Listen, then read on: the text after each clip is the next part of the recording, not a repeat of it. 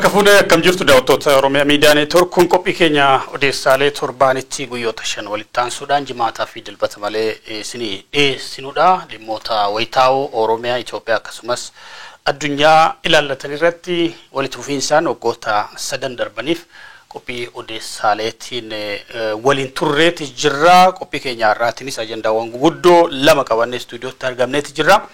Ajandaan jalqabaa isa karaa skrinii keenya argitanidha. Ajandaa hedduu rifaasaa fi namooti baay'een karaa miidiyaa hawaasaa OMN oduu kana baasu hordofee reaaktii irratti gochaa jiran yaada irratti kennaa jiranidha. OMN cufamuu fi kan jedhu ajandaa keenya ijoodha. Dhimma kana bal'inaan kan irraa haasofnu ta'a. Ajandaa keenya ijoon taanu yoo niin beeksifamu. Ajandaan lammaffaa egaa yeroo ammaa duulli waraana bilisummaa Oromoo balleessuu jedhu bal'inaan deemaati kan inni jiru kutaalee Oromiyaa hundumaa keessatti jechuun bifa danda'amuun jechuudha. Kana bu'uura godhachuun immoo miidhamni lammiilee nagaa mudatu ammas itti fufeeti kan jiru keessumaa godinaalee kibba bahaa Oromiyaa Arsii lixaa fi gara Shawaa bahaa fa'itti rakkoon kun akka nammaatee jiraachuudha. Odeeffannoon kutaalee garasiiti Oromiyaa garas jiraniiti nu qaqqabaa jiru kan inni mul'isu. Haala garas jirullee kan ittiin mil'annuudha odeessaaleen keenyarra. Galatoomee yuhun aga xumuraatti nu wajjin torra isiniin jenna toota keenya odeessaalee keenya akkasumas qophiiwwan Oromiyaa Miidiyaa Neetwoork karaa YouTube Oromiyaa Miidiyaa Neetwoork karaa Facebook akkasumas karaa saatalaayitii yaasaatti daawwatuu dandeessu. YouTube keenya ka subscriberota 600 jaala gaati dhufeeti jira 580 geenyeetti jira. Subscribe gochuudhaan achirraan nu hordofaa. Subscribe batanii tuqa akkasumas join gochuudhaan deeggarsa Oromiyaa Miidiyaa Neetwoorkiifis gochuu dandeessu. $1 irraa kaasee ji'atti jechuudha. Hiree yookiin optionii akkasiis ni qabna YouTube Oromiyaa Miidiyaa Neetwoork cinaatti. Odeessawwan naannoo keessan jiran immoo karaa WhatsApp fi Telegram asii gaditti jiraniin nu dhaqqabsiisuu dandeessu. Sagaleedhaan barreeffamaan akkasumas viidiyoodhaan jechuudha. Haga xumuraatti nu wajjin turaa isiniin jenna irraa waa'illi keenya guyyoo waariyoo walitti hin argamne anaa fi yuuntu qophii keenya odeessaalee keessummeessaa isin wajjin tura. Gara odeessawwan jajjabootti darbuun duratti dhimmi guyyoota 5 darbaniif ajandaa ture tokko ture jira. Imbasiin Ameerikaa Finfinnee jiru beeksisa tajaajila qoonsilaa afaan Oromootiin baasee ture guyyoota 5 dura. Beeksisi kun karaa Twitteraa akkasumas viidiyoodhaan social media Facebook US Embassy Finfinnee jiru irratti maxxanfameeti jira. Beeksisi kun afaan Oromootiin bahee beeksisa kana keessatti jecha Finfinnee jedhu fayyadamaniiti jiran warri Embassy Ameerikaadha. Akkamiin jecha kana fayyadamtanii jechuudhaan waldaaleen finxaaleeyyii maqaa Itoophiyaa dhaawatan ka Ameerikaa jiran guyyaa kaleessaa Embassy waajjira haajaalaa yookiin ministeera haajaalaa Ameerikaatiif xalayaa barreessaniiti jiranii. Ministeerri haajaalaa Ameerikaa Anthony Blinkeniif jedha xalayaan isaanii. Dhaabbileen kun gara 20ti akka xalayaa isaanii irraa argaa jirrutti. Xalayaa dhaabbilee kana keessatti wanni jedhu qabxiiwwan ijoon inni kaasu maqaa Finfinnee jedhu maaliif fayyadamtanii maqaa kana kan itti waamaa jiru finxaaleeyyii Oromooti malee maqaa Oromoo yookiin maqaa Itoophiyaatiin waamamaa hin jiru. Uummata Itoophiyaa maqaa kanaan hin beeku magaalatti jedha. Lammaffaan arrabsoodha jedha. Kabaja uummata Itoophiyaa gad buuftanii jirtanii sarbama diiploomasiis jedha. Naamusa diiploomasi yookiin protokoli diiploomasi sarbee jiraadha. Uummata walirratti kakaasaa jirtu jechuudhaan isin himata. Walabummaan Ameerikaa uummata Itoophiyaa biratti gaaffii keessa galee jira sababa beeksisa kanaa jedha. Kanaaf Embasiin Ameerikaa Finfinnee jiru akkasumas ministeeriin haajaalaa Ameerikaa dhiifama gaafachuu qabaa jedha jarri kun. Duulli kun gidduu kana bal'inaan deemaati kan jiru. Dhaabbileen as keessatti qooda fudhataa jiran dhaabbilee gara 22ti kan isaanii ta'an iyyuuti. Egaa Embasiin Ameerikaa Finfinneetti argamu yakkinni hojjete yookaan dabinni raawwate jiraatee fi osoo hin taane jarri kun jibbuma Oromoo akkasumas waan Oromoo ta'e irratti jibbuma qaban calaqqisiisuu irraa kan maddenetti fakkaata. Duulli deemaa jiru kuni Finfinnee jedheeti kan inni waame. Finfinneen handhuura Oromiyaati, magaalaa handhuura Oromooti kan Oromoon martee ittiin magaalaa sana ittiin waamudha. Haa ta'uti jecha qaanfachiisa kan finxaaleeyyiin Oromootti dhimma bahaniin magaalaa kana waame jechuudhaan kun kan inni ibse. finxaaleeyyiin Oromoo kun isaan kamii uummata Oromoo guutuudha kan Finfinnee jedhee Finfinneetti waamu hundumatu finxaaleeyyiidha jechuudha. Kanarraa kaatee kan hubattu mataan isaayyuu jibba waliigala uummata Oromoo irratti qaban calaqqisiisuuf kana godhaniiti kan isaanii jiranii. Duula jaarmiyaaleen finxaaleeyyii Amaaraa Ameerikaa maandheeffatan bananii jiran kana duula yeroo VOA afaan Oromoo baname waggaa 20 dura haaluma wal fakkaatuun finxaaleeyyiin Amaaraa Ameerikaa jiraatan bananii turaniin wal biraa fakkeessuudhaan namoonni ibsaa jiran ni jiru. Girmaa Guutamaa fa'aa dhimma kanarratti wantoonni barreesse tokko ilaalaati kanan ture. Waggaa 20 dura yeroo VOA yookaan raadiyoon sagalee Ameerikaa sagantaa afaan Oromoo waan daqiiqaa 15f turtu jalqabutti kun tokkummaa Itoophiyaa diiguudha biyya keenya diiguudha jechuudhaan jarri kun hanga hiriira ba'anii balaaleffachuutti gahaniiti kan isaanii turani. Hiriira isaanii sanaanis hin dhaabbanne yeroo booda gara daqiiqaa 30f sanaa olitti iyyuu guddachuudhaaf danda'ee jira tamsaasni VOA afaan Oromoo. Egaa duulli amma deemaa jiru kunis duuluma wal fakkaatudha. Imbasiin Ameerikaa seenaa isaa keessatti yeroo jalqabaatiif waggaa hamma kana Finfinnee keessa taa'ee afaan Oromoodhaaf kabajaa mul'isuunsaa uummata Oromoodhaaf kabajaa mul'isee maqaa uummanni Oromoo qeesaatti waamuun qeesana waamuutu yakka ta'eeti dhihaataati kan inni jiru. Duulli jara kanaa duulli jibbiinsi jara kanaa hammam gadi fagoo akka ta'e illee waan argisiisuu fi yeroo keessatti illee warra hin jijjiiramne akka isaan ta'an kan mul'isudha. Waggaa 30 dura duula geggeessaa turan har'as deebisanii duula wal fakkaatu qabatanii ka'u jechuun jarri kun yoomiyyuu taanaan akka isaan ilaalcha sirrii kan jedhamu sanatti akka isaan dhufuudhaaf hin dandeenye waan argisiisudha. Har'as ilaalcha duubatti hafaa sanaan tarkaanfataati kan isaan jiran. Jibbiinsi Oromoo sadarkaa sanatti isaan keessatti gadi bu'ee jiraachuu gadi fagaatee jiraachuu illee waan argisiisu natti fakkaata duulleen. Yaa kana yoo jennu mootummaan Ameerikaa yaada isaanii kana irraa bita jechuu keenya miti. Because Ameerikaa keessatti magaalaa Minnesota keessatti tajaajilli garaagaraa afaan Oromootiin kennamuu hin dhageenya maqaan daandii afaan Oromootiin mogga'ee jira. University Ameerikaa Harvard keessatti muummeen afaan Oromoo banamee jira. Tajaajilooti baay'een biyyuma Ameerikaa keessattuu afaan Oromootiin kan kennaman jiru. Gama amma xalayaa yookiin beeksisa imbasii United States kan Finfinnee jiru kanatti yoo dhufne Finfinneen maqaa Oromoo ganamaati baay'ee. Amma imbasiin Ameerikaa beeksisa kana keessatti Addis Ababa jedhee afaan Oromootiin yoo barreessu sitti mul'atu. Bitaadha bar. Magaalaa guddoo Oromiyaa Addis Ababa yookiin magaalaa guddoo Itoophiyaa Addis Ababa jettee himu afaan Oromootiin barreessuu yookiin dubbachuun iyyuu bitaadha. Hin baramne iyyuu kuni walitti hidhamiinsa maqaan magaalaa tanaa afaan Oromoo wajjin qabu baay'ee agarsiisa. Hin yaadamu iyyuu namni akkasitti yaaduu hin danda'u iyyuu baay'ee afaan Oromootiin gaafa magaalaa tana waamtu hin yaadamu. Because magaalli tun afaan Oromootiin Finfinnee jedhamtee beekamti. Magaalaa Oromootiin immoo akka ibsa isaanii keessatti lafti tun lafa controversial jedhama. Lafa maal jennaan? Lafa wal dhibdee. Lafa falmisiisoo jedhama. Magaalli Finfinnee lafa falmisiisoo akkamitti taatee beekti? Eessatti taatee beekti? Kana warri Ameerikaa wallaaleeti. Lafa falmisiisoo miti. Inni kan biraa afaan Oromootiin magaalaa Finfinnee waamuun heeraan beekamtii qaba. Bulchiinsa mootummaa naannoo Oromiyaa teessoo isaa achi lafti tun handhuraa Oromooti seeraanis beekamaadha. Kana ta'ee odoo jiru maqaa kana waamuun akka madda walitti bu'iinsaatti intercommunal conflict dhalaa jedheeti immoo ibsa baasa. Abrahaam Birruu jettee na waamuun okay ollaa kiyya biratti yookiin walitti bu'iinsa fide yoo ta'e iyyuun jedhee yoo si waame okay qaamni biraa sababa maqaan kee akkanatti maqaa keetiin si waamee fi walitti bu'iinsa akkamitti dhaluu danda'a. It's very illogical.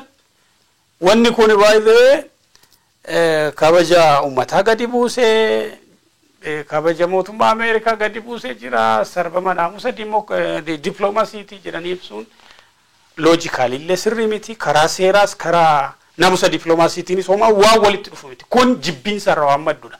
Dhaabbileen amma duula kana gaggeessan yoo ilaaltu maqaa isaanii dhaabbilee maqaa Amaaraatiin ijaaraman, dhaabbilee maqaa Itoophiyaatiin ijaaraman, garri caalaan isaaniiyyuu beekamaadha. Maqaa Itoophiyaatiin dhaabbileen ijaaraman Itoophiyaa keessattis biyya ambaattis dhaabbilee garee tokkooti.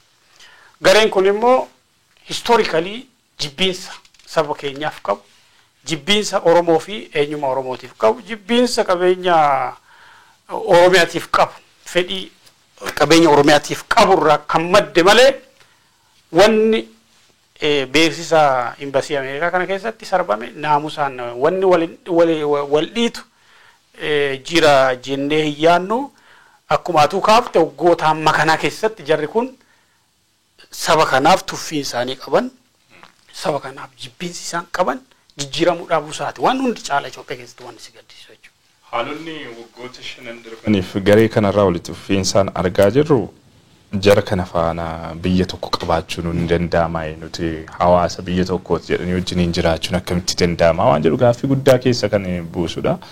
Gochaanis jechaanis wanni isaan godhan miidiyaa irratti wanni isaan dubbatan lafa irratti humna milishaa ijaaranii wanni isaan godhan hundumtiyyuu yoo ilaalte akkamittiin hawaasa kana uummata miiliyoona haga kana ga'u akkamittiin gabroomsu akkamittiin balleessu sablammoota biyyatti akkamittiin balleessine biyyatti biyya saba tokko yookaan biyya olaantummaan saba tokko qofti keessaa mul'atu goona waan jiru irratti kan xiyyeeffatedha. Isaan kana faana dhugaa dubbachuuf hireen biyya sanaatti mul'atu egeree dhumti biyya sanaa adeemsi kun hatattamaan gam tokkotti hin ba'u taanaan hin dhaabbatu ta'ee jennaan yookaan jarri kun warra baratan akka hin taane argaati kan jirru garuu adeemsi kun hin dhaabbatu taanaan biyyi Itoophiyaa jedhamtu fuulduraaf iyyuu hin jiraatte amma jara kana faana kamittiin biyya tokko ta'anitti fuun danda'ama waan jedhu gaaffii guddaa keessa kan galudha. Kan biyya sana diigaa jiru waliin jireenya hawaasa biyya sanaa kan diigaa jiru kabaja yoo wal kabajjedha kan itti waliin jiraachuudhaaf dandeessu kabaja namoomaa kabaja sabni tokko akka sabaatti qabaachuu qabu uummanni tokko akka uummataatti qabaachuudhaaf qabu hundumaa mulquu irratti kan ganamaa galgala xiyyeeffatanii biyya diigaa jiran jara kan akka ta'e kunis ragaa tokkodha jechuudha. Nama gaddisiisa. By the way addunyaa dhumti amma keessa jirruyyuu addunyaa diversity keessatti celebrate ta'udha. By the addunyaa lummuutti miti. Bakka hundumattuu amma tibbana waan deemaa ture Kenya keessatti President Ruutooni hawaasa Oromoo wajjiniin keessumaa guyyaa aadaa kabajuudhaan mul'atanii turanii hawaasi sun hawaasa Booranaa jechuudha Kenya keessa jiraatu. Biyyi lafaa akkasi bakka baay'eetti biyyooti baay'een aadaadhaaf sabdaneessummaadhaaf garagarteedhaaf beekamtii kennanii akka miidhaginaatti baay'ee akka miidhaginaatti. Ameerikaa keessatti jaala keenya tokko Maatiyaas Guddinaati na yaadadha. Waajjira tokko keessatti namni gos tokko qofti yoo mul'ate rifaatu uumaa jedhe. Nu dhaggeeffachuu danda'a Maatiyaas. Rifaatu uumaa jedhe. Yoo diversitiin hin jiraanne namni hin baaragaa jedhe. Aadaa ta'aa dhufee diversitiin miidhaginadhaa celebrate ta'aa dhufe. Wanni Itoophiyaa keessatti amma gareen kun addunyaa wajjinillee tarkaanfachuu hin danda'u jecha jirruuf amala akkasii waan qabuuf neecharii garee kan biraa balfu qabeenya isaa qofaaf aadaa isaan barbaaddu eenyummaa isaan feetu afaan isaan feetu moggaasa inni lafa isaatiif uummata isaatiif ilmoo isaatiif qabu hin barbaaddu lafaa fi qabeenya isaa qofa barbaaddu garee akkasii wajjiniin jiraachuu miti ollaa waliin ta'anii tuufuun iyyuu baay'ee ulfaataa kana ol baay'ee kana ol balaan Itoophiyaa treetiin Itoophiyaadhaa jira jedhee hin yaaduun Itoophiyaaf boodatta fiinsa Itoophiyaatiif garee finxaalessaa kana jedhee yaada haga yoonaatti Itoophiyaan eegee addunyaa akka taateetti uftu kan godhe. Ajandaa keenya babal'isnee ilaallutti haaceen fakkaata. Galatoomiyuun ajandaan keenya ittaanuu dhimma Oromiyaa Miidiyaa Neetworkii kan ta'udha. Guyyaa kaleessaa kaasee dhimma kana ajandaa goonee irraa haasawaa turre boordiin akkasumas bulchiinsi Oromiyaa Miidiyaa Neetwork tibbana akka deddeebiin hojjettoota isaatti himaa jirutti humni maallaqaa yookiin faayinaansii Oromiyaa Miidiyaa Neetwork gaaffii guddaa keessa galee jira. Sababa kanaaf OMN ji'oota 3 yeroo hin caalle keessatti cufamuu danda'a yaadi jedhu irra deddeebiin dhaga'amaati jira. Hooggansi boordii Oromiyaa Miidiyaa Neetwork guyyoota darban guyya kaleessa qilleensarraa kan oolchine gaaffii deebii OMN wajjin godhaniinis OMN rakkoo maallaqaa guddaa keessatti kufee jiraachuu fi waggaa kurnaffaasaa osoo hin kabajinillee akka hanqachuu danda'u gaaffii guddaa keessatti kufee akka jiru ibsaniiti jiranii yaada boordii gabaabinaan waan daqiiqaa lama hin caalle isin daawwachiifne gara marii keenyaatti deemne. amma mokiyyo baddu keessa seennee jiru. Karaa nama dadhabsuu karaa qobaatti hafuutti jirra. Manni keenya waggaa sossoo cal jennee ilaaluu qabnu. Waan qabnu qabeenya keenyaan itti dirmannee bira dhaabbannee akkuma duratti bu'uura san jabeessinetti daranuu manni ijaarre kun akka jabaatee dhalootaa fi dhalootaaf akka dabarsuu dandeenyu arraas boruus bira haa dhaabbannu. Nuufuu ija badaadha. Ija nu cufa. Uummanni Oromoo rakkoonsaa akka awwaalamee hafuu hin feenu. Dur maal jedhee kataba waa histirii katabduu gara deemtuun waa'ee Oromoo akkuma fe'anitti dabsaniitoo yabbuma fe'anitti haasa'aniitu katabu. Har'a tana maali? Referansiin sentariin histirii kaalcharii saba Oromoo oosadha. OMNs akkasuma karaa miidiyaa. Xiyyeeffannaan Oromoo irratti godhamu miidiyaa gurguddaa miidiyaan intarnaashinaali hin jabaate hin guddate. Amma OMN dhabame isa dhabna. Isa dhabna. Baay'ee salphina guddaadha. OMN jiraachuun dirqama uummata Oromoo hundaa. Nuti of kennaa turre gara fuulduraatti of kennuudhaaf qophaa'aa jirra. Miidiyaan kun osoo nuti jirru abadan rakkoo tana keessa jiraachuus hin qabu. Yoo jiraates rakkoo tana keessa baasuu qabna. Wal qabannee haa tattaafannu. OMN dhabame har'a maal jettu maal ta'u maaltu hir'ata saba keenyatti isa ilaaluutu nurra jira. Iyya dabarsaa saba keenyatti community bakka jirtan hawaasa keessatti himaa tooyi nama keenyatti himaa mari'adhaa yoo mari'attanii ejjennoo barbaachistu ejjennoo dhugaarra geechuu. Giving Tuesday GoFundMe akkasumatti immoo karaa dhuunfaatiin erguuf irratti qophaa'uu qaba. Waggoota kurnan darbaniif deemsa seena qabeessa immoo deemsa obsa fixachiisaa keessa ka ture Oromiyaa Miidiyaa Neetwoork yeroo ammaa gaaffii keessa galeetu jira. Waggoota kurnan darbaniif uummati keenya akka ragaa ba'uu danda'u sagalee uummataa ta'uudhaan bu'aa bayii hedduu qaxxaamuree har'a ga'e miidiyaan kuni yeroo ammaa immoo rakkoo faayinaansii guddaa keessa jira. Yeroo keessa jiru hin beekama yeroo hamaadha. Very desperate time. Addunyaa guutuutti rakkoon dinagdee jira ta'uti garuu yeroo kanatti immoo hundaa ol yeroo uummanni keenya sagalee barbaadu keessa jira. Yeroo hamaa uummanni keenya rakkoo garaagaraatiif saaxilamee miidiyaa isaaf sagalee ta'uu barbaadu keessa jira. Kanaaf OMN waliin dhaabbachuun daran murteessaa miidiyaa kana baraaruun daran murteessaa ta'uu boordii fi bulchiinsi irra deddeebiin himaati jira. Dhimma kanarratti yaada kee nuu qooditiiwwan gara manitti deema. Akkuma jedhame dubbiin kun keessumaa hawaasa keenya hawaasa miidiyaa jabaa sagalee isaaf ta'u rakkoo isaa qotee baasee addunyaaf mul'isuu hin qabneef oduu gaarii miti. Nuun akka maatii OMN'tti waan nu dhukkubsudha. Yeroo dheeraa bu'aa bayii hedduu wajjiniin buunee baanee jirra. Gatii guddaas kaffalleeti jirra jedheetanii yaada.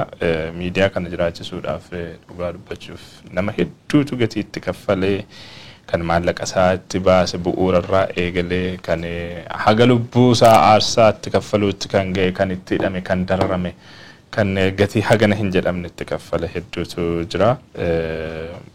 Egaa haala nama gaddisiisuun akkuma atiyyuu ibsite yeroo ammaa sadarkaa itti fufiinsi miidiyaa kana gaaffii keessa seenuurra gahameeti kan jiru.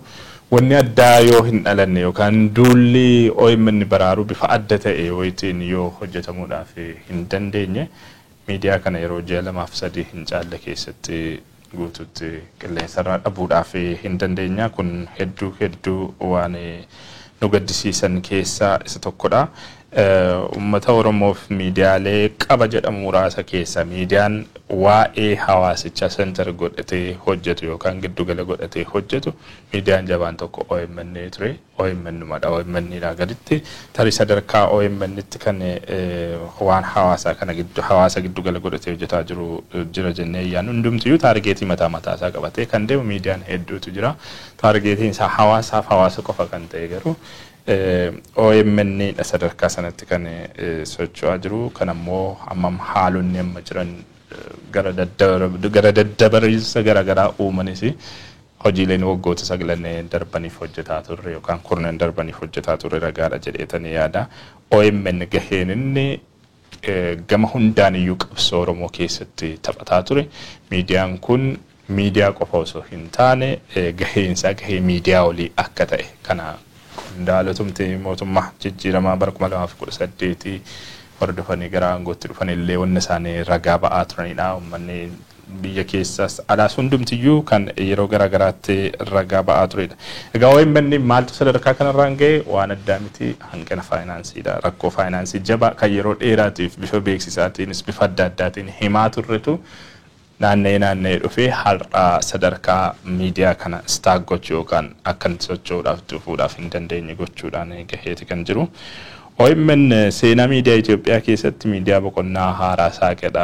Fakkeenyummaa isaan miidiyaaleen faana OMN hordofanii hundaa'an hedduutu jiru. Fakkeenyummaa kana immoo jabeessine yeroo caalaatti iyyuu dheebuu miidiyaa uummanni keenya fedhii miidiyaa uummanni keenya qabu guutuu qabnutti miidiyaa kana harkaa dhabaa jirra jechuudha. Akkuma jalqabarrattis kaase akka maatii OMN kun baay'ee nu gaddisiisa. Hedduun illee battaloo oduun kun gadi ba'ee kaasee bifa adda addaatiin miira isaa ibsaati kan jiru kan rifatan hedduun ni jiru. Egaa akkuma jalqabarratti kaafne rakkoon OMN guddaan rakkoo faayinaansiidha. Rakkoo faayinaansii kanaaf maaltu bu'uura ta'ee waan jedhu ilaaluun barbaachisaadha. Miidiyaa kana gadi dhaabuu irraa eegalee waggoota kana hundumaa kan cina dhaabbataa ture hawaasa diyaaspooraa keenyadha. Yeroo ammaa hawaasni diyaaspooraa keenya sadarkaa sanarra jira yoo jenne waltajjiiwwan qophaa'an irratti nama muraasadha kan argamu. Galiiwwan walitti qabuudhaaf yeroo deemamanitti galii baasii ba'ullee wal madaaluudhaaf hin dandeenye fa'idha kan argamu. Kanaan immoo itti fufuun hin danda'amu. Hawaasa diyaaspooraa kana maaltu kanarraan ga'e waan jedhu hawaasuma kana caccabsuudhaaf hojiin hojjetame salphaa miti. Akka sabaatti Oromoo caccabsuudhaaf hojii hedduun hojjetamee jira. Diyaaspooraa kanas isa kaan ilaalcha siyaasaatiin, ejjennoo siyaasaatiin, isa kaan ganda isaatiin, isa kaan dhaaba amantaa isaatiin gargar faffacaasuudhaaf hojiin hojjetame salphaa hin turre waggoota darban kana keessa. Kun ammoo uummatichi akka kanaan dura waan Oromootiif dhimma Oromoo irratti walitti dhufee akka inni waloodhaan hin dhaabbanne godhee jira. Uummanni kun akka inni waloodhaan hin dhaabbanne taasifamuun ammoo OMN dabalatee waan Oromoon qabdu hundumaayyuu miidheera jedhee yaada. Qabsoon Oromoo sadarkaa barbaadamutti akka inni fuulduratti hin tarkaanfanne gochaati kan jiru. Inni kun kooziin Oromoo akka inni sadarkaa addunyaatti ba'ee hin mul'anne taasisaati kan inni jiru. Inni kun miidhamni Oromoo miidhamni hawaasichi fiinsaan keessummeessaa jiru kun akka inni xumura hin arganne wannoota gochaa jiranidha. Inni guddaan egaa isa kanadha rakkoo hawaasa keenya diyaaspooraadhaan wal qabatee mudatee jiru galiin gama sanaan argamu dhaabbachuu isaati jechuudha. In argina yeroo baay'ee komiin tokkos immoo hin dhufa OMN irratti. OMN sadarkaa barbaadamutti hawaasa kana tajaajilaa hin jiru. Gola hunda qaqqabee hojii irraa eegamu yookaan hojii abdatamu hojjechuu dhabuun akka inni laaffatu taasisee jira wanni jedhu ni jira. Kanas kan itti gochuu dandeessu yoo faayinaansiin jiraatedha, yoo maddi humni jiraatedha. Humna nama muraasaatiin socho'an miidiyaan kuni namni muraasni miidiyaa kana sochoosaa jiru ammoo hojii sirraa eegamu olittidha kan inni tattaafatee hojjetaa jiru. Kana gaa hojiin keenyas qilleensarra jira waan ta'eef sana nu sobsiisa jennee hiyyaannu yoo sadarkaa kanatti ibsine waliigalaan bu'uurri rakkoo kanaa maddi rakkoo kanaa wanti hundumtiyyuu rakkoo faayinaansiidha jechuudha. Maafi hawaasni keenya akka hubataa deemu kanaaf immoo falli maalii waan jedhus immoo akka itti yaadaa deemu fida kana ajandaa gochuu kan barbaanne. Tibbana irra deddeebiidhaan yaada yookiin murtee boordii hordofee maanajimentiin yookiin bulchiinsi Oromiyaa Miidiyaa Neetwork hojjettoota walitti qabuudhaan rakkoo faayinaansii qunnamaa jiruun stuudioowwan gariin cufuu hojjetaa hir'isuu akkasumas tarkaanfiiwwan garaagaraa fudhachuuf akka jiru hubachiisaati kan ture. Egaa kun hojjetaa hedduu rifachiisaa akka hojjetaatti miidiyaa guddaa kana biraandii guddaa qabu kana dhabuun baay'ee si'aarsa akka Oromootti surrifaatu guddaadha. Kufaatiin OMN garuu ija badaadha Oromoofis maqaa gaarii fida jedhee yaadu. Akka uummataatti uummati kun uummata guddaadha. Uummata leecalloo guddaa qabu, hayyoota baay'ee qabu. Uummata immoo kutaalee addunyaa garaagaraatti wal dammaqsee miidiyaa kana baraaruu danda'u humna akkasii qabudha. Haalota akkasii yookiin potentiaalee akkasii osoo qabnu miidiyaa tokkitti waggoota kurnaniif jijjiirama guddaadhaan beekamu maqaa gaariidhaan beekamu osoo waggaa kurnaffaan kabajatiin abuuf jirra yoo jennu baay'ee rifaatu guddaadha. OMN indaastirii miidiyaa Oromoo keessatti umurii isaatii ol uummata keenyaaf gumaachee jira. Jijjiirama guddaa indaastirii miidiyaa Oromoo keessatti fidee jira. Jijjiirama guddaa siyaasa Oromoo keessatti fidee jira. Haga sirna jijjiiruutti miidiyaa jijjiirama guddaa fideedha. Akka miidiyaatti by the way yaada miseensi boordii tokko Dr. Damiso dubbatan tokkotu jira. Oosaan hundeeffamuun duratti waldaan qorannoo Oromoo hundeeffamuun duratti waa'een Oromoo riferensii isaa seenaa Oromoo irratti riferensiin kan godhamu ragaawwan barreeffamoota alagaa ture. Sanadoota yookiin kitaabota alagaan barreessan seenaa Oromoo jallisanii seenaa sobaa Oromoo maqaa balleessu hedduu barreeffamaa ture akka riferensii itti fayyadamaa ture. Hundeeffama oosaa booda riferensiin seenaa Oromoodhaa oosa ta'e jechuudha. Gama miidiyaatti soo dhuftu hundeeffama Oromiyaa Miidiyaa Neetwoorkii dura seenessi Oromoo seenessi dhimma Oromoo ilaalchisu miidiyaa irratti deemaa ture. Seenessa sobaa ture. Hayyooti Oromoo miidiyaa alagaa irratti dubbatanii yaadoti isaanii cicciramaatii karaa hin malleen interpret ta'aatii turan. Haala san ka jijjiire tokko Oromiyaa Miidiyaa Neetwoorkii jennee fudhachuu dandeenya. Miidiyaalee kabirootiifis akka riferensiitti itti fayyadamaati ka turanii kan ragaalee lafarratti arguu dandeenyudha. Maaltu OMN daddaaksee sadarkaa kufaatii kanatti fide kan jedhu Yihuun dubbatee ture. Tokko burjaajii siyaasa Oromoo keessa jiru. Oromoon yeroo ammaa kutaa addunyaa garaagaraa jiru sababa garaagaraatiin burjaajii siyaasaatiin qoqqoodamee walitti dhufuu akkasumas jaarmiyaasaa jabeessuu gargaaruu irratti hanqina guddaatu mul'ata. Kuni rakkoo guddaa ta'eeti kan jiru gama kanaan hanqina jiru hedduu irra deddeebiin ibsuun baay'ee barbaachisu waltajjiiwwan OMN tumsaa jedhamee garaa hooggansa Oromiyaa Miidiyaa Neetwoorkiin uummatii waamamaa ture irratti faayinaansii walitti qabamaa ture baay'ee guddaa hin turre sababa sanaan baay'ee har'a qofa osoo hin taane waggoota sadan darbaniif OMN kan survive godhaa ture. Studio gariin hir'isu amma Siyaatil irraa studio fi hojjetaa hir'isaa ture.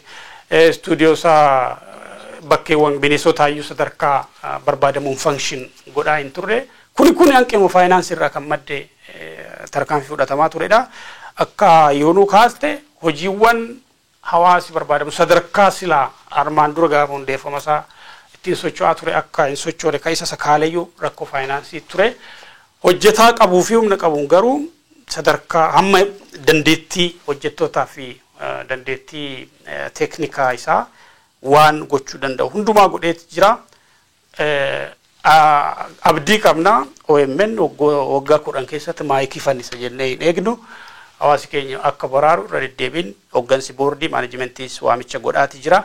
Kanaaf hireewwan gara fuulduraa keenya jiran jiru sana irratti hirmaachuudhaan uummanni keenya miidiyaa biraandii guddaa qabu kana akka baraaru sagalee uummata isaa akka hin ukkaamamneef akka tumsuu waamicha gochuu barbaanna jechuudha. Dhimmootuma akka gaaffiitti dhihaataa jiran yookaan ibsa barbaadan tokko tokko tuttuquudhaaf OMN maaliif kan inni yeroo hundumaa hawaasa irratti hirkatee socho'u madda galii mataa isaatii maaliif qabaachuudhaaf hin dandeenye wanni jedhu akka yaadaatti yeroo dhiyaatu hin argina. Egaa miidiyaan tokko maddi galii isaa hojiilee beeksisaa yeroo qilleensaa gurguruu maal kanarraa galii argamudha galiin miidiyaan ittiin socho'uudhaaf danda'u tokko. Kanaaf tarii hooggansa bira hanqinni jiraachuudhaaf hin danda'a garuu dhugaa hubatamuu jiru qabu tokko ni jira. Yeroo Finfinnee turretti dhimma kanarratti bal'inaan itti deemamee OMN gara sochoosuu yookaan galiidhaan akka nuuf danda'u gochuutti baay'ee tattaaffii guddaatu taasifamaa ture. Haa ta'uuti aggaamii OMN balleessuudhaaf fudhatamee wal qabatee wanni sunis achumaan fashalee qabeenyumti dhaabbatichi baankiitti kuufatillee achumaan dura qabamee akka hafu taasifamee jira qabeenyi saassaamamee jira hojiin OMN galiidhaan of dandeessisuuf yeroo sanatti eegalame bifa kanaan fashalee jechuudha. Ergasiis haalota jiran yoo fudhannee ilaalle dhaabbilee dhumti abbootiin qabeenyaa oomisha isaanii OMN irratti beeksifachuudhaaf dhufanillee hin argitu. hedduus yeroo itti deemtee gaafattu sanaaf fayyadamu miti. Kanaaf ammoo sodaa siyaasaa qaban irraa sodaa qaban irraa kan maddeedha. OMN irratti oomisha isaanii beeksifachuun yookaan yeroo qilleensaa OMN irraa fudhatanii sana irratti yookaan kireeffatanii sana irratti hojjechuun akka waan dhiibbaa siyaasaa biraatiif isaan saaxilu yookaan rakkoo biraa keessa isaan buusuuttidha kan isaan deebinuuf kennanii. Gama kanaan eegatattaafin taasifames sababa sanaan hin milkoofne jechuudhaaf hin dandeenye. Kan biraan galii YouTube irraa argamtudha galiin OMN ni argata jedhamee yaadamu. YouTube irraa galiin argamtu immoo galii baay'ee xiqqoo kan miidiyaa kana sochoosu miti guyyaa muraasaaf hojjechiisuudhaaf illee hin dandeenyedha. Kanaaf tumsa hawaasaa irratti kan inni rarra'ee jiru miidiyaan kun daldala addaa hin qabu, galii addaa hin qabu, madda galii biraa hin qabu. Miidiyaan immoo al tokko gargaartee biraa deebi'uudhaan kan of danda'eetti miti. Baasii qaba jedhanii baasii guddaadha kan inni baasu hojjetaadhaaf, istuudiyoodhaaf, meeshaalee istuudiyoodhaaf. Kun walitti saatalaayitii baasii guddaa kan irratti baasnu. Kun hundumtiyyuu baasii mataasaa danda'eedha kan inni qabu. Kanaaf al tokko tumsine hingaa waggaa barana tumsine hingaa jettee waan biraa deebituuf miti. Miidiyaan kun itti fufuu akka itti fufuutu barbaadama taanaa itti fufiinsaan tumsuu sirraa eegaa jechuudha. Egaa haala kana keessatti haala sadarkaa cufamuudhaan nu ga'ee jiru kana keessatti hawaasarraa maal barbaannaa waan jedhu sittuqaa deemuun gaarii dhadheetanii yaada. Akkuma jalqaba irrattis kaasee OMN cufamuun nu warra qaama miidiyaa kanaa ta'eefis uummata Oromootiifis qaaniidha jedheetan yaada. Manni keenya yeroo miidiyaalee dabalataa barbaadutti miidiyaa harka isaa jirtu yookaan kan haga tokko waa'ee dhimma isaa rakkoo isaa baastee mul'iftu yookaan haala siyaasa isaas baastee kallattii argisiisuudhaaf yaaltu kun yookaan miidiyaan kun jaamu jechuun kufaatii irratti kufaatii kan biraadha. Egaa uummanni keenya kana hubachuudhaan bifa adda ta'een keessumaa hawaasni diiyaaspooraa duula OMN baraaruu akka inni geggeessuudha kan barbaannu. Kanaan alaa tumsa xixiqqoo taasifamtuun illee miidiyaa kana baraaruuf sadarkaa hin danda'amne irradha kan jiru. Akkuma jenna ji'a 2 ji'a 3 caalaa hin turru. Kallattii kamiin miidiyaa kana baraaruu dandeenya waan jedhu yoo tuttuqaa deemne inni tokkoffaan bor guyyaan kibxataa Ameerikaatti yookaan kaaba Ameerikaatti Giving Tuesday jedhamuudhaan kan inni beekamu. Giving Tuesday hawaasa keenya birattis beekamaadha yeroo dheeraadhaaf OMN bifa kanaan galii sassaabbataa walitti qabataati kan inni ture. Dhaabbileen akka Facebook guyyaa kanatti tumsa yookaan gumaata walitti ni qabu dhaabbilee hojii tola ooltummaa irratti bobba'anii fi gumaata walitti qabamu sana immoo dachaa godhaniiti kan isaan dachaadhaan baay'isaniiti kan isaan kennan. Kanaaf guyyaa borii keessumaa hawaasni keenya kaaba Ameerikaa jiraatan $50 yoo nuu kennan dhaabbanni Facebook $100 godheeti kan inni nuuf kaffalu. Kanaan kun tarii tooftaattiin OMN baraaruu keessaa isa tokkodha jedheeta yaada. Isaan kan irratti hirmaachuu hin dandeenyeef immoo GoFundMeen banameeti kan inni jiru. Haala ammaa jiru kanaan abdachiisaa miti sunis hawaasni keenya diiyaasporaan dammaqina guddaadhaan waan kana irratti hirmaatee sadarkaa OMN baraaruudhaaf danda'utti reaaktiin godhu yookaan tarkaanfii hin fudhatu yookaan tumsa hin godhu ta'ee jennaan achiinis rakkoodha. Kanaaf warri Giving Tuesday irratti hirmaachuudhaaf hin dandeenye kallattii sanaanis nu cina dhaabbachuu OMN baraaruudhaaf hin dandeessu jedheeta yaada. Inni kan biraan waltajjiiwwan marii hawaasaaf tumsa OMN bakka bakkatti qophaa'aa jiranidha. Muddee 9 bara 2023 Denver Coloraadotti waltajjiin qophaa'ee ni jira. Kana irratti Oromoon naannoo sana jiru dammaqinaan ba'anii hirmaatanii yoo gumaacha isaanii gochuudhaaf danda'an haga tokko OMN achi butuu hin danda'a. Waltajjiiwwan akkasii bakka bakkattis itti fufu.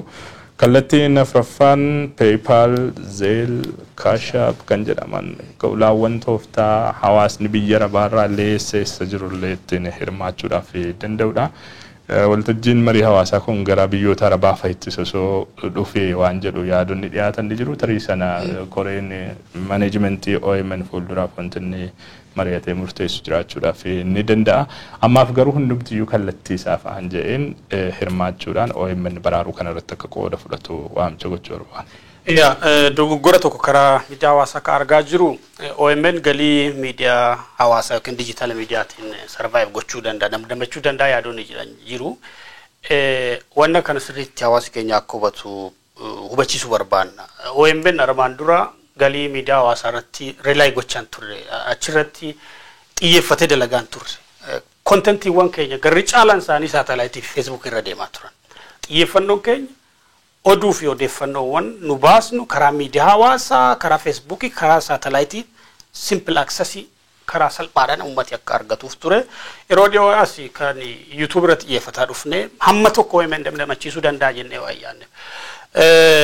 Gamsanaan subscriptionii guddaa qabna. Haa ta'uti garuu namni keenya kan baruu qabu ammas haala Oromiyaa keessa jiru sirriitti beektan.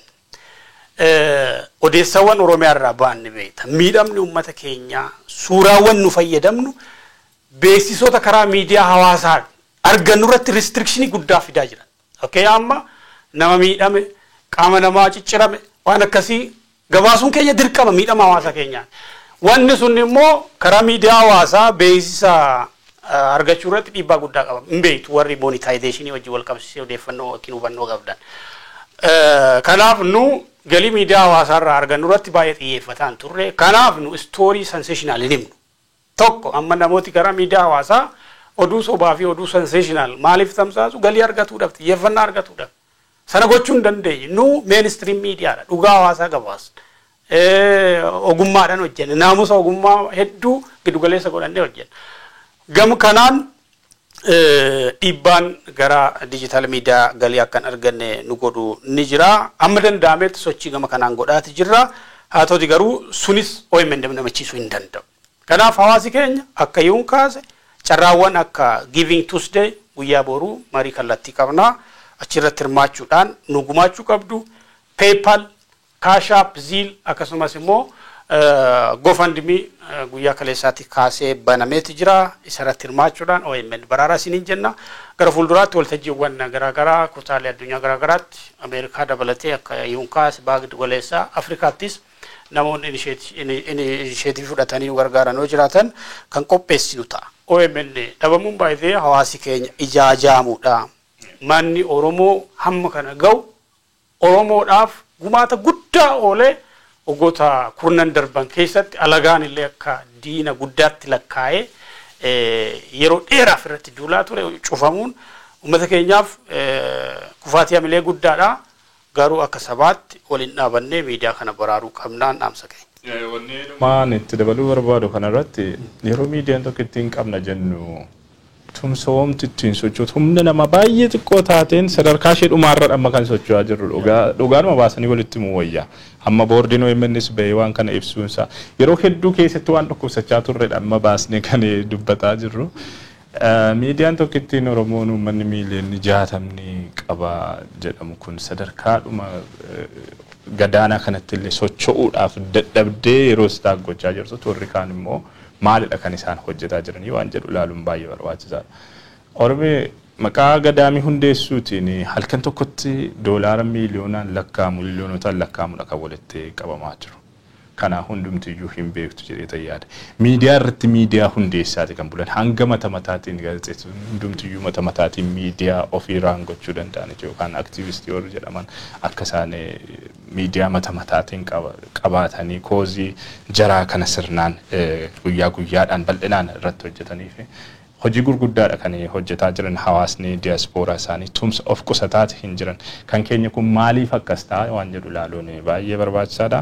Tarii hanqinni illee yoo jiraate hojiilee OMN hojjetu irratti hanqinni illee yoo jiraate waltajjiiwwan qophaa'an irratti dhihaachuudhaan wanni kun sirrachuu qaba toora kana qabachuu qaba jedhanii jabeessuun hin danda'ama yoo OMN karaarraa maqee jira ta'e yeroo hundumaa seentariin OMN uummata isaatii kan nuti hojjetaa jirru waa'ee hawaasa keenyaati ganamaa galgala hojiin keenya qilleensa irra jira wanni dhokatu hin jiru waan ta'eef yoollee hanqinni jiraate waltajjiiwwan qophaa'an irratti argamuudhaan qeequun ni danda'ama OMN qajeelchuun ni danda'ama yoo karaarraa maqee jira jedhamee kan yaadamu ta'ee jechuudha. Kanaan achi miidiyaa tokkotti hawaasni itti abdatu kana haga sadarkaa isheen socho'uu dadhabdee guututti durkattee dhaabbattutti ilaaluun kun baay'ee waan nama qaanfachiisuu fi seenaa keessatti illee waan itti gaabbinu ta'a jedheeti kanan yaadu.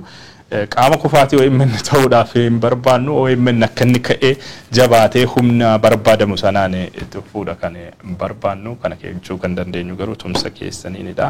Hundumtiyyuu kallattii isiniif aanjeen miidiyaa kana canaa akka dhaabbattan jennarra deebine. Galatoomiyyoon gara ajandaa ittaanutti darbuun dura beeksisa OMN tokko isin daawwachiifne walitti deebina. Birmatu yoo rakkoo sagalee sabaati ati duugaa keenya dhoksuuf diinniiramoo maddii tamsaasni keetti keenafuu humna qabnu sideeffanna nuti. Hawaasa Oromoo Ameerikaa kutaa bulchiinsa Denver Colorado fi naannoo ishee jiraatan maraaf koreen qindeessituun tumsa OMN waltajjii marii uummataa fi tumsa Oromiyaa Miidiyaa Neetwoork gaafa muddee 9 bara 2023 qopheessitee isin eegaa jirti. Qophii kanarratti daayirektarri olaanaan OMN Dajanee Guutamaa obbo Abdulaziz Daatu hoggansa hawaasaa dabalatee qaamoleen garaagaraa ni argamu. Sa'aatii walgeettii 2 PM bakki walgeettii Mango House 10180 E Colfax Avenue Aurora Company 80010 odeeffannoo dabalataaf bilbiloota kanneen irratti bilbiluudhaan qindeessitoota qunnamuu dandeessu. Ijaaf gurra uummata keenyaa kan ta'e Oromiyaa Miidiyaa Neetwoork tumsuudhaan sagalee uummata keenyaa haa taanu. Koree qindeessituu gargaarsa uummataa OMN Denver Colorado. Sadamsuudhaaf inni gamaa jirti. Of qopheessi yeroo. Egaa OMN baraaruudhaaf waltajjiiwwan akkasii irratti argamuudhaan tumsa gochuun murteessaadha. Denver Coloradotti guyyoota muraasa booda OMN waltajjii tumsa uummataa qopheesseetti jira. Achirratti wala agarru jetti hooggansii fi koreen tumsa uummataa Oromiyaa Miidiyaa Neetwoork kan Colorado Denver jechuudha. Borillee Giving Tuesday irratti marii kallattii qabna achirratti wal agarree karaa isinii danda'amu maraan hawaasii keenya kutaalee addunyaa garaagaraa jiru OMN akka tumsitan jenna. Gara ajandaa keenya ijoo isaa dhumaatti dabarree jirra. Oromiyaa kibba bahaatti uummatii gidira argaa jirra. Arsii lixaa even baha shawaa keessatti bifa wal fakkaatuun uummanni raayyaa ittisa biyyaa yookiin humnooti mootummaatiin jumlaan ajjeefamaa hidhamaa qeensa irratti gubataati kan jiru. Haalli kun armaan dura kibba Oromiyaa lixa Oromiyaa fi giddu galeessa Oromiyaatti bal'inaan kan himamaa ture. Amma kibba baha Oromiyaatti bal'inaan mul'achaa jira gochaan waraana mootummaa kun.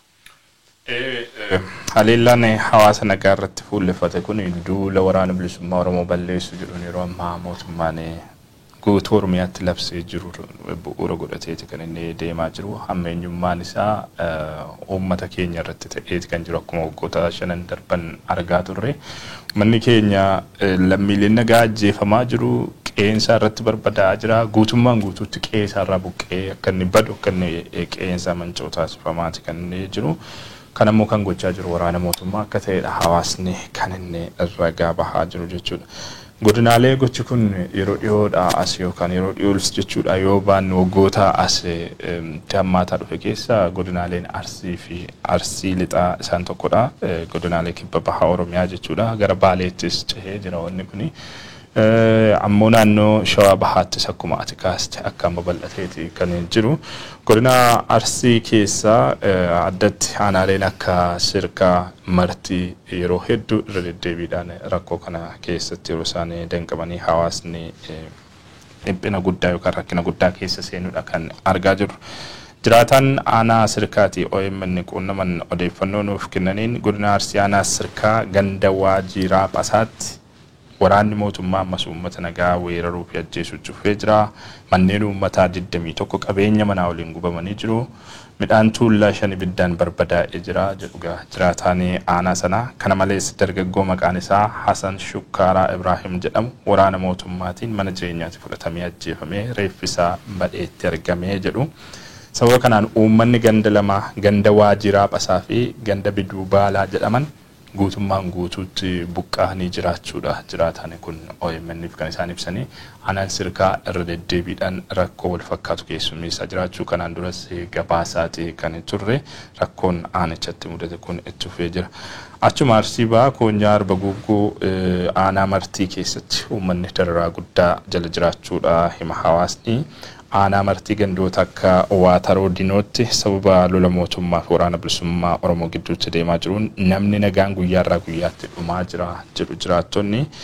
Kana kan hojjetu ammoo waraana mootummaati jedhu. Hawaasni midhaan ga'ellee akkatti sassaabbatu dhabuudhaan lubbuu ofiitiif jecha baqatee qeessaa gad lakkisee badaa jiraachuudha kan himaa jirani.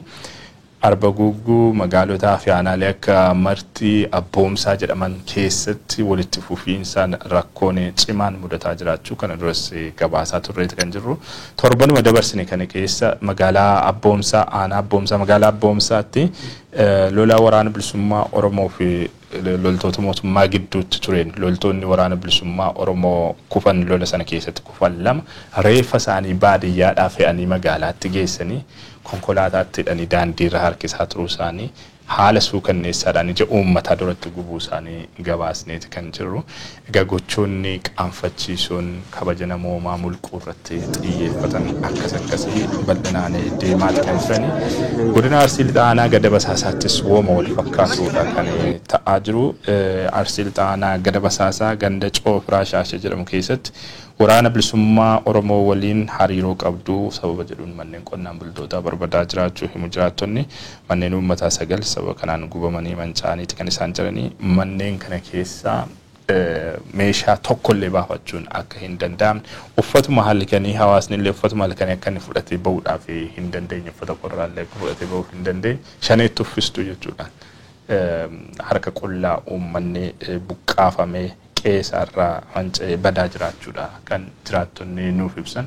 Shawaa Bahaa keessatti waan ta'aa oolu yeroo dheeraadhaaf dubbataa turre Boosat keessatti rakkoo wal fakkaatuudha kan jiramu.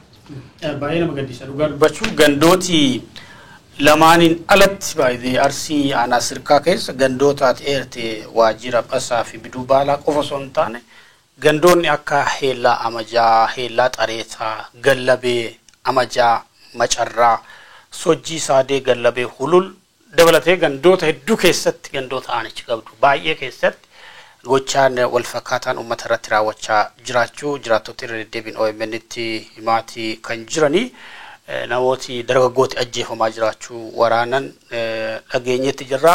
Arsii Lixaa aanaa Adaabbaa ganda Hunxee Aloolaa kan irra deddeebiin OMN gabaasaa jiru keessattis gochaa wal fakkaataan jiraattota irratti raawwataa jiraachuu dhagaatii kan jirru. Namoota tibbana waraana mootummaatiin hidhaman keessa kan maqaan isaanii nu ga'e Badhaanee Galgaluu, Gariba Tafoo, Ahmad Tufaa, Ismaa'il Irbuu, Irboo Kadir Sittiinaa, Rufoo Curree, Umar Jaarsoo, Ismaa'il Haaji Buntii, Ayyub Roobaa, Abdoo Tafoo, Sheek Yunus Dheekoo, Umar Jaarsoo kanneen jedhaman aanaa Adaabbaa ganda Hunxee Aloolaa keessaa kan jumlaan hidhamanii jiranii. Gandi tun irra deddeebiin waa'ee isa gabaasaati ka turre yeroo dheeraadhaaf egaa ji'oota muraasa dura jalqaba istoorii kana aanatu hojjetan yaadadha. Bulchaan ganda kanaatii fi caasaan nageenyaan lama ajjeefaman qaamota hin beekamneeni isa hordofee haga guyyaarraatti ganda kana keessatti goolamni walirraa hin cinne caasaa nageenyaa mootummaatiin uummata nagaa irratti raawwatamaati kan jiru. Duulli addaan hin cinne kan waltajjii Zaanzibaar booda ummata keenya irratti raawwatamaa ture. Waltajjii Daar es Salaam boodas kutaa Oromiyaa garaagaraatti tuffeeti jira. Duula miilanaa immoo kan adda godhu bakka hedduutti Shawaa Bahaa Booseet gandoota akka Nuuraa Heeraa keessatti yaadanna inni darbe Qidaameenatti fakkaata kan gabaasaa turre mandara ummata jumlaan gubu abiddatti qabsiisanii bira darbu ummata jumlaadhaan qe'ee isaanii irraa buqqisu kunneen gochaa baratamaa gandootaa fi aanaalee Oromiyaa garaagaraa keessatti keessumaa kibba baha Oromiyaa fi Shawaa Bahaa keessatti raawwatamaa jiranidha. Adeemsa kanaan mootummaan nagaa akka hin barbaanne ifatti agarsiisaati kan jiru jechuudha. Aanaalee kanneen qofa miti Arsii fi Arsii Lixaatti rakkoon kun kan inni mudataa jiru. Aanaaleen akka Heeban Arsii, aanaalee akka Diinshoo, Heexosaa, Honqolowaa, Gololchaa fa'aa jedhaman keessattis iddoo sochiin waraana bilisummaa Oromoo jira jedhamu hunda keessatti rakkoon hawaasaa kun ejjufeeti kan inni jiru. Egaa gochoonni raawwatamaa jiran kun maal akeekuu waan jedhu yoo tuttuquudhaaf yaalle inni tokkoffaan yakkoonni akkuma tikaaste lixa giddugalaa fi kibba Oromiyaa irratti bal'inaan waggoota 5 darbaniif raawwatamaa turan gara godinaalee birootti illee babal'ataa jiraachuu isaanii kan akeekanidha. dararaan hawaasa keenyaas sadarkaadhuma sanatti babal'ataa dhufuusaa waan mul'isuudha jechuudha. Inni lammaffaan uummanni keenya karoora duguuggaa sanyii kan qurxummii balleessuuf galaana gogsuutu barbaachisaa jedhu sanaan egereensa badaa jiraachuudha kan argaa jirru. Qe'ee hawaasaa mancaasuu barbadeessuu uummata buqqisanii balleessuun gocha duguuggaa sanyiiti. Sanyii balleessuudha jechuudha hin dandeenya. Hawaasni tokko qe'eensaa irratti manca'ee bade jechuun sadarkaa sanattidha kan hiikamu gocha duguuggaa sanyiittidha kan inni ibsamu. Karoora duguuggaa sanyii sanaan egaa gochi egeree hawaasa keenya balleessu kun itti fufeeti kan inni jiru. Sadaffaa irratti mootummaan karoora uummata balleessuu malee uummata baraaruu akka inni hin qabnedha kan argaa jirru. Yeroo hundumaa duulli opereeshiniin waraanaa labsamu waraana irratti waraanni labsamu hundumtiyyuu kan isaan xiyyeeffatan hawaasa nagaa irratti ta'aniiti kan isaanii jiran. Akkamiin rakkoo hawaasa kanaa furree hawaasa kana gara jireenya fooyya'aatti ceesifnaa osoo hin taane dararaa irratti dararaa akkamiin hammeessineetu uummata kan dhabamsiisna waan jedhu irratti fuulleffatamee waan hojjetaa jirudha kan fakkaatu. Afuraffaa irratti kanan dura kaasnee dubbataa turre jirra. Marii marsaa duraa marii Zanzibaar booda haleellaan Oromiyaa irratti uummata nagaa mudataa ture haleellaa daangaa darbeedha. Waraanni akkaan hammaateeti kan inni ture marii marsaa duraa booda. Marii marsaa lammaffaa boodas wanti argaa jirru isa kana bakka bakkatti lolli hammaateetti dhufee jira. Haleellaan hawaasa nagaa irratti xiyyeeffate bifuma amma ibsaa jirru kanaan godinaalee Oromiyaa hunda keessa jira kan kibba kan gara godinaalee kibba baha Oromiyaa jiranii kana dura bal'inaan gabaasnee waan hin beekneef har'a san irratti fuulleffachuudhaaf barbaanne irraan kan hafe bakka hundumaa jira haleellaan kun Shawaa Lixaa keessattis Wallagga keessattis Buunoo Beddellee keessattis iddoon nagaa qabu hin jiru. Gujii keessattis Shawaa keessa Salaalee keessa iddoon nagaa qabu tokkollee hin jiru. Haala fakkaatuun hawaasni kun dararaa ulfaataa argaati kan inni jiru. Egaa haalli kun gara kibbaaf kibba baha Oromiyaattis babal'achuun yookaan gara baha Oromiyaas dhaqqabaa jiraachuun maalidha kan inni hakeeku uummanni kun yoo waloodhaan falmate irraan kan hafe taa'ee haleellaa walirratti ilaala taanaan tokko tokkoon akka duguugamee baduudhaaf jiru ifatti kan mul'isudha. Furmaanni rakkoo Oromoo waloon dhaabbachuu malee callisanii haleellaa walirratti ilaaluu keessa akka isheen hin jirre dubbii akeektuudha wanni gara sanatti amma itti fufiinsan ta'aa jiru.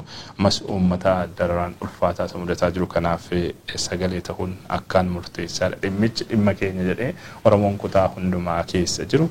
Rakkoon Arsii keessa jirus, rakkoon Wallagga keessa jirus, rakkoon Gujii keessa jirus, kan Shawaa keessa jirus, kan kooti jedhee itti fudhate sadarkaa sanatti waloon dhaabbatee yoo hin falmatin hawaasni kun egereensa badaa jiraachuudha kan argisiisu. Battala mariin Daar es Salaam waliigaltee malee xumurameen mootummaan ibsii karaa kominikeeshinii federaalaa baase tarkaanfii hamaatti deemaa akka jiru agarsiisa. Battaluma waltajjii sun xumurameen karaa kominikeeshinii mootummaadhaa ibsi bahe ibsa waraanaati.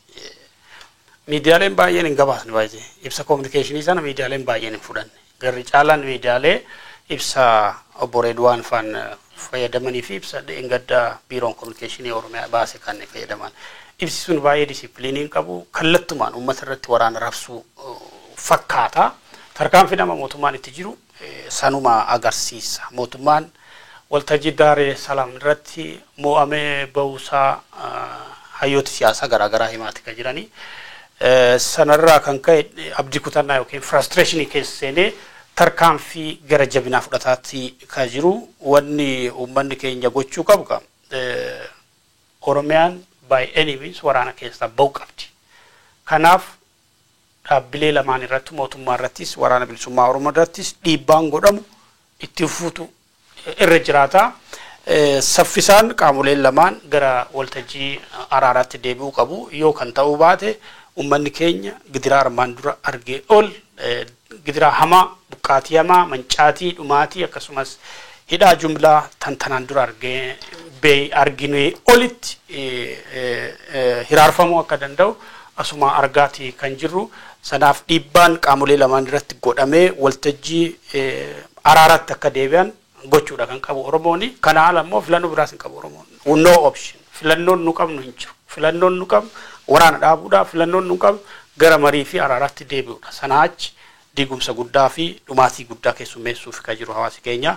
Marii keenya kan waan goolamne daawwattoota keenya ajandaan keenya guddaan imma Oromiyaa Media Network ture OMN cufamuu fi mata duree jedhu qabannee dhiyaannee jirra. OMN haala yookiin sadarkaa faayinaansii amma qabuun ji'oota muraasa keessatti cufamuu akka danda'u hoggansii fi boordiin Oromiyaa Media Network himeeti jira. Kanaaf hawaasi keenya miidiyaa kana baraaruudhaaf akka tumsa godhu waamicha gochuu barbaannaa. Yaada boordii kan duratti sinaffeerri irra deebinee sinaffeeruudhaan waltajjii keenya goolabnaa. Yeroo gaarii qabaadha.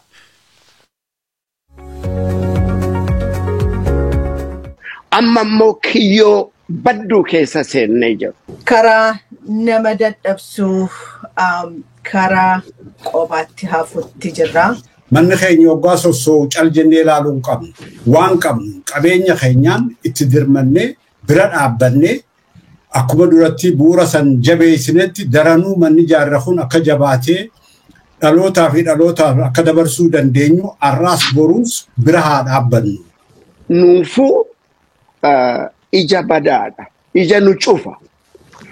Uummanni Oromoo rakkoonsaa akka awwaalamee hafuu hin feenu. dur maal jedhee kataba waa history katabduu gara deemtuun waa'ee Oromoo akkuma fe'anitti dabsaniitoo yabbuma fe'anitti taasaniitu katabu. Har'a tana maali? Referensiin centeriin history culture saba Oromoo oosadha. OMNs akkasuma karaa miidiyaa. Xiyyeeffannaan Oromoo irratti godhamu miidiyaa gurguddaa miidiyaan internationalii hin jabaate hin guddate. Amma OMN dhabame isa dhabna. Isa dhabna. Baay'ee salphina guddaadha. OMN jiraachuun dirqama uummata Oromoo hundaa. Nuti of kennaa turre gara fuulduraatti of kennuudhaaf qophaa'aa jirra. Miidiyaan kun osoo nuti jirru abadan rakkoo tana keessa jiraachuu sin qabu. Yoo jiraates rakkoo tana keessa baasuu qabna. Wal qabannee haa tattaafannu. OMN dhabame har'a maal jettu maal ta'u maaltu hir'ata saba keenyatti isa ilaaluutu nurra jira. Iyya dabarsaa saba keenyatti community bakka jirtan hawaasa keessatti himaa tooyi nama keenyatti himaa mari'adhaa yoo mari'attanii ejjennoo barbaachistu ejjennoo dhugaarra geechuu.